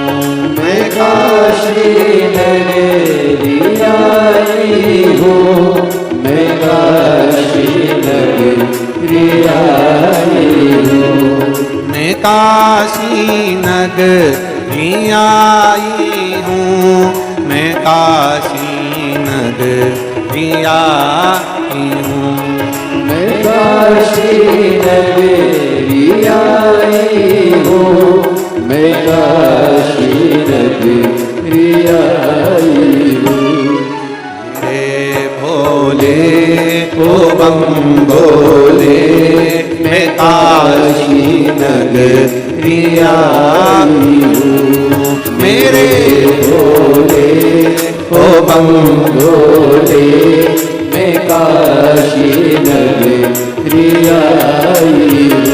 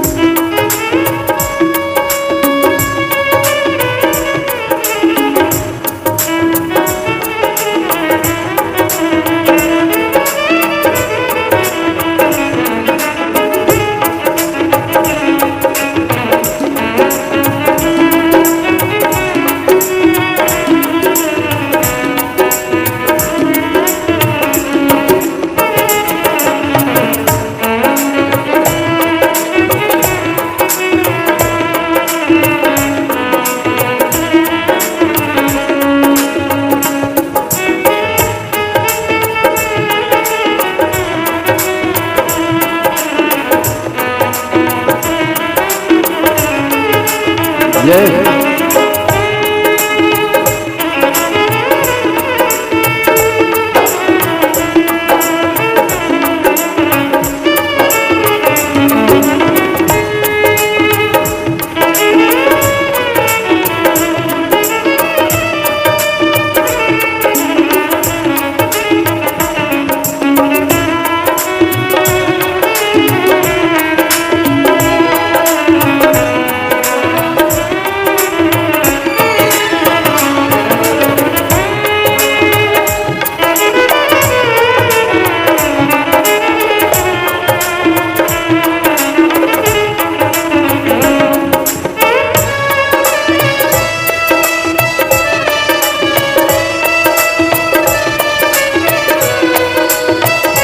में भी बताते हैं, कथाओं के माध्यम से हमारे पूर्वजों के बारे में पूज्य गुरुदेव बताते हैं किस प्रकार से हम उनको तिलांजलि दे सकते हैं, किस प्रकार से हम उनको भावपूर्ण भोजन अर्पित करा सकते हैं, किस प्रकार से हम लोगों की सहायता कर सकते हैं। ये 16 दिन हमको जो मिलते हैं ये दान पुण्य धर्म करने के लिए ही हमें प्राप्त होते हैं। तो निरंतर हम सभी को इस प्रकार के अनुष्ठानों से जुड़ना चाहिए, सेवा के भाव से जुड़ना चाहिए और निरंतर हम सभी को ऐसे कर्म करना चाहिए जिससे हमारे धर्म भी मजबूत हो, हमारा परिवार भी मजबूत हो, ताकि के हम आगे की ओर निरंतर बढ़ने का प्रयास करें। देखिए कल भी हम सभी के बीच में यह बात आई थी कि किस प्रकार से हम लोगों की सहायता कर सकते हैं। पूज्य गुरुदेव निरंतर कथाओं में हम सभी को बताते हैं हम धन कमाएं, यह अच्छी बात है, लेकिन धन कमाने के साथ साथ उसका सदुपयोग हमेशा करते रहें, उस धन को दान पुण्य धर्म में हमेशा लगाते रहें। देखिए हम बड़ी से बड़ी कथाएं देखते हैं, हम लघु कथाएं भी लोगों के जीवन परिचय हम उठा के देखते हैं।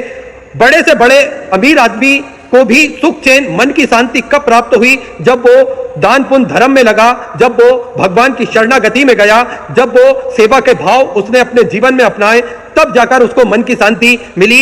ऐसे ही एक लघु कथा हम सभी को ज्ञात आती है कि दुनिया के सबसे धनिक व्यक्ति, दुनिया के सबसे पहले अमीर व्यक्ति जो थे वो थे जॉन डी रॉकफेलर। दुनिया के सबसे धनी व्यक्ति थे और पहले अरबपति थे जिनके पास में करोड़ों अरबों की संपत्ति थी। मात्र 25 वर्ष की आयु में वे अमेरिका के सबसे बड़े तेल रिफाइनरियों में से एक कंपनी के मालिक बने और 31 वर्ष की आयु में एक कंपनी के मालिक बने और 31 वर्ष की आयु में वो दुनिया के सबसे बड़े तेल रिफाइनरी बन गए। मात्र 38 वर्ष की आयु तक आते आते उन्होंने यूएस में जितने भी रिफाइनरी तेल के काम होते थे उसमें 90% तेल रिफाइनरी तेल की कमान अपने हाथों में संभाल ली और 50 वर्ष की आयु तक आते आते वहां देश के सबसे धनी व्यक्ति हो गए। और जब उनकी मृत्यु हुई तब वह दुनिया के सबसे धनी व्यक्तियों में से एक थे। उन्होंने अपने निजी रिश्ते भी अपनी ताकत बढ़ाने में लगा दिए। उनका दृष्टिकोण जो था वो मात्र यही था कि किस प्रकार से अपनी संपत्ति को बढ़ाया जाए, किस प्रकार से उनको अपनी ताकत को बढ़ाया जाए। लेकिन देखिए, कहते हैं भगवान के हाथ में इस दुनिया की भागदौड़ है। वे जब तक हमें दौड़ाना चाहते हैं तब तक ही हम दौड़ सकते हैं, जब तक वो हमें चलाना चाहते हैं तब तक ही हम चल सकते हैं। 53 वर्ष की आयु आते आते उन्हें एक भारी बीमारी ने जकड़ लिया। उनके पूरे शरीर में दर्द होने लगा, भयानक दर्द होने लगा और वो गोलियों के सहारे ही जीवित रहने लगे। देखिए, दुनिया का सबसे रईस आदमी और सबसे ताकतवर व्यक्ति जो मात्र सूप और हल्के से हल्का नाश्ता खाकर ही जीवित रह सकता था, उनके एक सहयोगी ने बताया कि वो ना तो ठीक ढंग से खा पाते थे, ना ही मुस्कुरा पाते थे और ना ही अपने जीवन को सही तरीके से जी पाते थे। देखिए, दुनिया चलाने वाला व्यक्ति जो दुनिया की हर एक वस्तु को बड़े ही आराम से खरीद सकता था, लेकिन वे हल्के से हल्का नाश्ता और सूप पीकर ही जिंदा रह सकता था। इतनी करोड़ों की धन दौलत जायदाद जो कोई काम की नहीं रह गई थी। उनके व्यक्तिगत और अत्यधिक कुशल डॉक्टरों ने उन्हें एक दिन बोला कि ये मात्र 1 साल ही जीवित रह सकते हैं। 53 वर्ष की आयु जब उनकी आई तो डॉक्टरों ने बोला कि मात्र ये 1 साल ही जीवित रह सकते हैं। अब उनको एहसास हुआ, भगवान की कृपा के बगैर देखिए कुछ भी नहीं होता।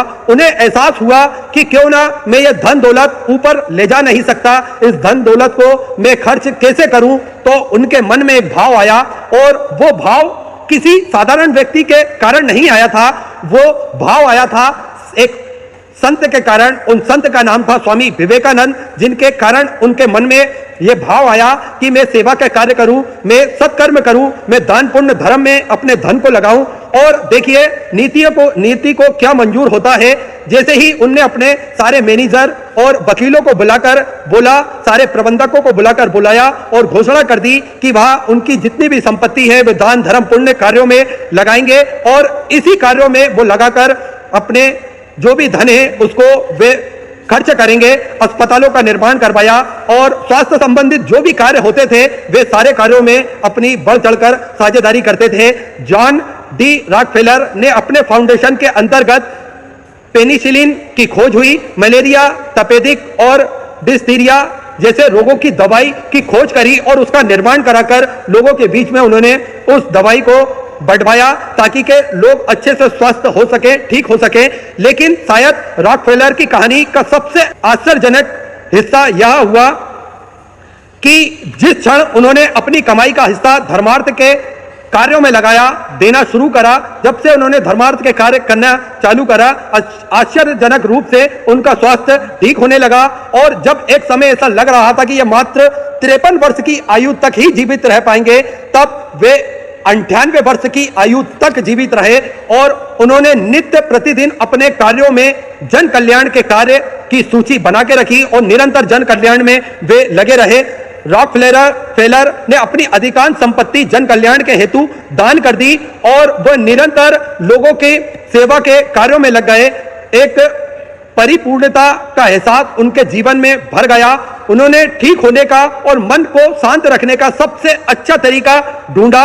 ऐसा कहा जाता है कि रॉकफेलर ने जब जन कल्याण का अपना पहला दान स्वामी विवेकानंद जी के साथ में बैठकर करा, तब उन्हें स्वामी विवेकानंद जी ने प्रेरणा दी कि इस तरह के कार्य आप हमेशा करते रहें। और जब आखिरी समय में, उनके मृत्यु के समय में रॉकफेलर से पूछा गया, तब उन्होंने कहा यह दुनिया बहुत ही अजीब है, इसको हम नहीं जान सकते।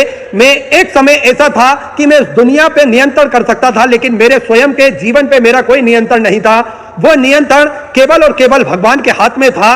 तो हम सभी को यह बात जान लेना चाहिए कि आज हम दुनिया में कितना ही धन कमा ले, कितना ही संपत्ति कमा ले, लेकिन जो बागडोर है वो केवल और केवल मेरे महादेव के हाथ में है। इसलिए हमेशा धन कमाने के साथ में सत्कर्म भी कमाएं और निरंतर भगवान को याद करते रहें, पुण्य कार्यों में हमेशा लगे रहें। हम सभी को पूज्य गुरुदेव निरंतर ऐसे कार्य बताते हैं जिससे हम सेवा के कार्य कर सकते हैं। कोई आसपास व्यक्ति हो जिनकी पढ़ाई का खर्चा हम उठा सकते हैं, ऐसा कोई बच्चा हो, बालक हो, बालिका हो जिसकी पढ़ाई का खर्चा हम उठा सकते हैं, तो 4-5 लोग मिलकर उसकी पढ़ाई का खर्चा उठा लें, उसकी फीस जमा कर दें, उसकी कॉपी किताब की व्यवस्था कर दें। साथ में अगर कोई व्यक्ति बीमार है जो किसी कारण से इलाज नहीं करवा पा रहा हो, उसके इलाज की व्यवस्था हम कर दें, उसकी दवाई गोली की व्यवस्था हम कर दें। निरंतर पूज्य गुरुदेव ने भी हमेशा इन कार्यों को बल दिया है। कोई भूखा व्यक्ति हो तो उसको भोजन करा दें ताकि कि उसकी भूख शांत हो जाए और कहीं ना कहीं उसके भोजन की व्यवस्था हम कर दें। ऐसा पूज्य गुरुदेव ने हम सभी को कथाओं के माध्यम से बताया है, सिखाया है। और आप सभी को ज्ञात है कि धर्मार्थ के कार्य में, सेवा के कार्य में श्री विठलेश्वर सेवा समिति हमेशा बढ़ चढ़कर कार्य करती है। पूज्य गुरुदेव के सानिध्य में आप सभी को ज्ञात है सेवा के कार्य चलते हैं।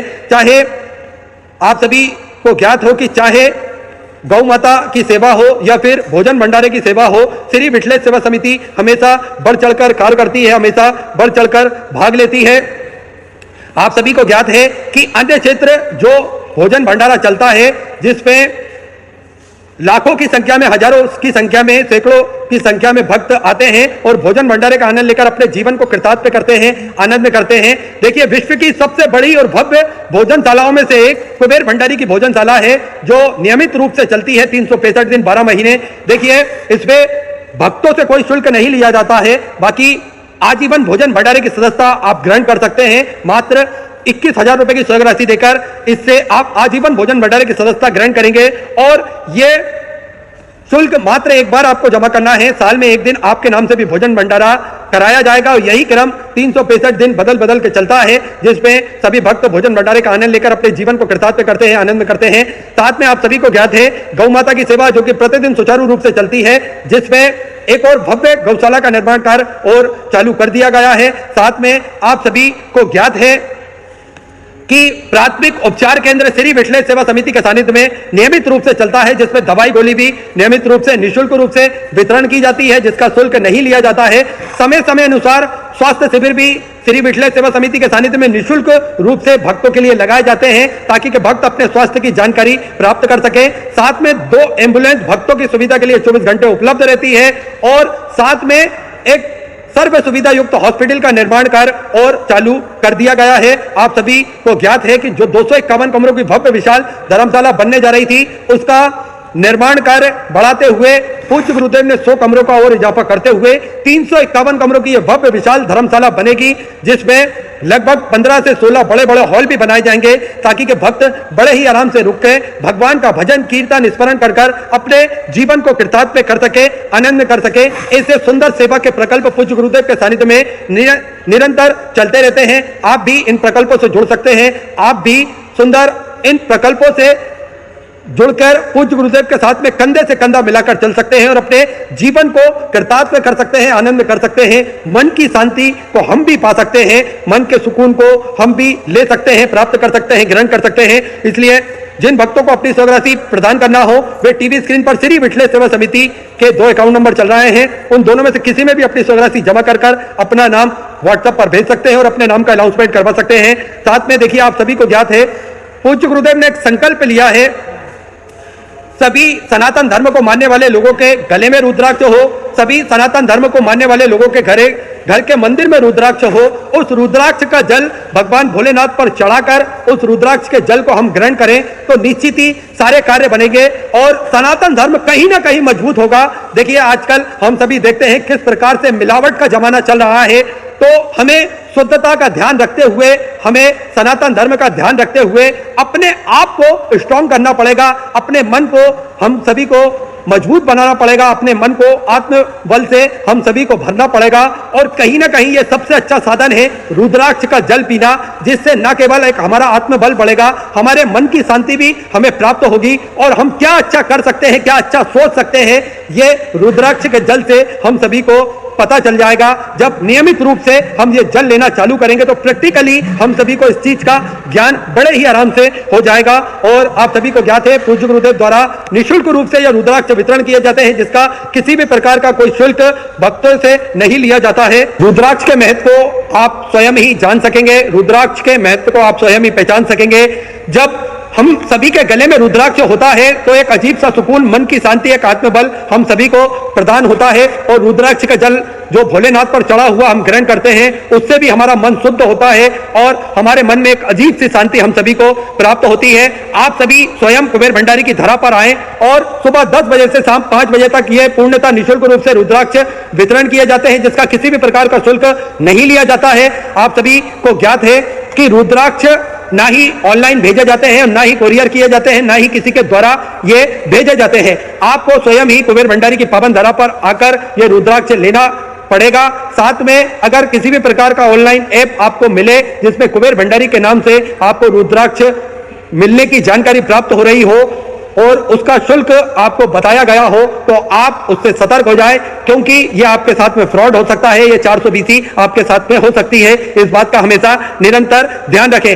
निरंतर आप सभी को ज्ञात है कि पूज्य गुरुदेव हम सभी को एकत्रित होने का बताते हैं, हम सभी को सेवा का भाव बताते हैं। हम सभी देखते हैं कहीं पर भी कथा क्यों ना हो, पूज्य गुरुदेव की शिव महापुराण की कथा में भक्तों का तांता लगा रहता है, लंबी लाइनें लगी रहती है भक्तों की कथा श्रवण करने के लिए। तो कहीं ना कहीं ये मेरे महादेव की कृपा है, ये उनका ही आशीर्वाद है जो लाखों की संख्या में भक्त, भारत के किसी भी कोने में कथा होती है, लाखों की संख्या में भक्त पहुंचते हैं, कथा अमृत का लाभ लेते हैं और अपने जीवन को कृतार्थ में करते हैं, आनंद में करते हैं। तो आप सभी को ज्ञात है सेवा के भाव में हम भी जुड़ सकते हैं और जिन दानदाताओं को, जिन भामाशाहों को मंदिर, गौशाला, वृद्धाश्रम, अन्य क्षेत्र में अपनी सहराशि प्रदान करी, उन सभी पवनसरी पुण्यसरी दानदाताओं के नाम श्री विनोद कुमार जी की तरफ से गाजियाबाद उत्तर प्रदेश से 500 रुपए की सहराशि आपने समृद्ध की। शकुंतला जी राय बिहार से 500 रुपए, सुरेश यादव की तरफ से मराठी से 500 रुपए, अमित जी सिंधल की तरफ से आगरा उत्तर प्रदेश से 500 रुपए, श्याम सुंदर जी अवस्थी की तरफ से कानपुर उत्तर प्रदेश से 1100 रुपए, श्री साई देवी जी की तरफ से नेपाल से 1200 रुपए की सहराशि आपने समृद्ध की। इसने लता जी की तरफ से पंजाब से 500 रुपए की सहराशि आपने समृद्ध की। नवल किशोर जी यादव की तरफ से 500 रुपए, 1101 रुपए की सहराशि आपने समृद्ध की। गोपाल नारायण राव जी की तरफ से अकोला महाराष्ट्र से 2100 रुपए की सहराशि आपने समृद्ध की। कन्हैया लाल जी की तरफ से नीमच मध्य प्रदेश से 2001 रुपए, सीता लाल मालवी की तरफ से छिंदवाड़ा मध्य प्रदेश से 500 रुपए, राजकुमार जी की तरफ से सुंदर 500 रुपए की सहराशि आपने समृद्ध की। जीवन नवीन जी की तरफ से राजस्थान से सुंदर 4100 रुपए की सहराशि आपने बाबा कबरेश्वर धाम में की बहुत बहुत बधाई। शुद्ध विचार आपके सदस्य सहराशि आपने समृद्ध की। विश्वजीत प्रसाद जी शाह की तरफ से 5100 रुपए की सहराशि आपने, जो अन्य क्षेत्र चल रहा है 16 सराध के पावन उपलक्ष्य में, उस अन्य क्षेत्र में आपने 5100 रुपए की सहराशि समृद्ध की बहुत बहुत बधाई। शुद्ध विचार आपके सदस्य सहराशि आपने समृद्ध की। भगवान दास जी की तरफ से 500 रुपए, महेश नंद किशोर जी तोसरीवाल की तरफ से महाराष्ट्र से 500 रुपए की सहराशि आपने समृद्ध की। अमन जी श्रीवास्तव की तरफ से 500 रुपए, अंगूरी शिवारी जी की तरफ से 2500 रुपए की सहराशि आपने समृद्ध की। सिद्धार्थ जी तिवारी की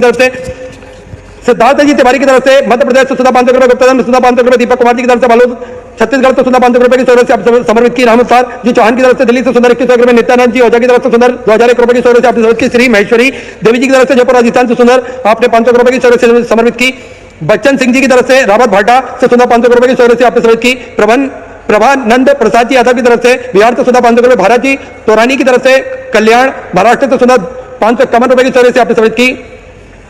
कृति कैलाश जी प्रधान की तरफ से सूरत गुजरात से 2021 रुपए की सहराशि आपने समर्पित की। नितिन सुभाष जी चौहान की तरफ से वाराणसी उत्तर प्रदेश से 500 रुपए की सहराशि आपने समर्पित की। शिवराज शंकर जी अप्पा की तरफ से हिंगोली महाराष्ट्र से 500 रुपए, प्रदुम्ब राणा जी की तरफ से उड़ीसा से 500 रुपए, गुप्तधन 1751 रुपए की सहराशि आपने समर्पित की। राकेश कुमार जी की तरफ से पंजाब से 1100 रुपए, प्रभुदास जी की तरफ से 1100 रुपए, जगदीश चंद्र जी की तरफ से सोनकच्छ मध्य प्रदेश से 21,000 रुपए की सहराशि देकर आजीवन भोजन मेडल ग्रहण करी। सुनील अक्षर में अपना नामांकित करा, बहुत बहुत बधाई। शुद्ध विचार आपके सदस्य सहराशि आपने समर्पित की। दुर्गा प्रसाद कुमार जी की तरफ से झारखंड से 1100 रुपए, पुष्कर जी उपाध्याय की तरफ से 500 रुपए की सहराशि आपने समर्पित की। रोहित जी शर्मा की तरफ से 600 रुपए, सगुन सिंह जी की तरफ से 500 रुपए, स्वर्गीय श्री मुन्नालाल जी की स्मृति में दिल्ली से 500 रुपए, कैलाशी वर्मा की तरफ से झांसी उत्तर प्रदेश से 500 रुपए की सहराशि आपने समर्पित की। वंटीकार परिवार की तरफ से अन्य क्षेत्र में सुंदर आपने महाराष्ट्र से 500 रुपए की सहराशि आपने समर्पित की। माहूकर परिवार अन्नदान हेतु बड़ौदा गुजरात से 500 रुपए की सहराशि आपने समर्पित की। मृदुल जी पांडे की तरफ से 500 रुपए, शकुंतला देवी जी की तरफ से उत्तर प्रदेश से 751 रुपए, कृष्णा सिंह जी की तरफ से उत्तराखंड से 1000 रुपए, अनिल जी कुशवा की तरफ से रेवाड़ी हरियाणा से 500 रुपए, त्रिलोक चंद जी शर्मा की तरफ से 1100 रुपए, हीरालाल जी साहू की तरफ से 500 रुपए की सहराशि आपने समर्पित की। राजेश ठाकुर की तरफ से दिल्ली से 500 रुपए,